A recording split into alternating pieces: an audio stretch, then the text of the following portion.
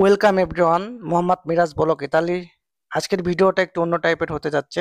ইতালির প্রাকৃতিক সৌন্দর্য তুলে ধরা হয়েছে। গত 2 দিন ধরে ইতালিতে প্রচুর পরিমাণ বরফ পড়ছে। রাতে ঘুমাতে গিয়েছি, আর ঘুম থেকে সকালে জেগে উঠে যখন আমি দরজাটা খুলি, দরজাটা খোলার পরে আমি অবাক হয়ে গেছি যে এত বরফ পড়েছে যে বলার মতো না। আপনারা দেখতেই পাচ্ছেন যে কত পরিমাণ বরফ পড়েছে। গাছ একদম বরফে ভরে গিয়েছে নিচে। আর দু একজন ভিডিও করছে আর কি। তো এই প্রথম আমি এই 2 বছরের মধ্যে ইটালিতে প্রথম দেখলাম যে এত পরিমাণ বরফ পড়ে। আসলে প্রাকৃতিক দৃশ্য অনেক সুন্দর আর কি।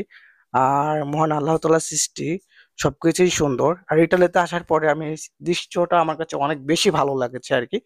তাই ভাবলাম যে আপনাদের মাঝেও শেয়ার করি। দেখেন গাড়ির অবস্থা, বরফে ভরে গিয়েছে আর কি। গাড়ির বরফ জমার দৃশ্যটা আমার কাছে অনেক বেশি ভালো লেগেছে। আপনারা দেখতে পাচ্ছেন এটা বাস আর কি। এটার মাধ্যমে আমাদের বিকালে প্রত্যেকদিন ঘুরতে নিয়ে। এখন যেটা দেখতে পাচ্ছেন এটা হচ্ছে ক্যাম্পের ফুটবল মাঠ। এখানে আমরা ফুটবল খেলতাম। এত প্রচুর পরিমাণ বরফ জমেছে, এখন ফুটবল খেলার মতো কোনো পরিবেশ নেই। সত্যি সকালবেলা বরফ পড়ার দৃশ্যটা এতটা ভালো লেগেছে আমার কাছে, বলে বোঝাতে পারবো না।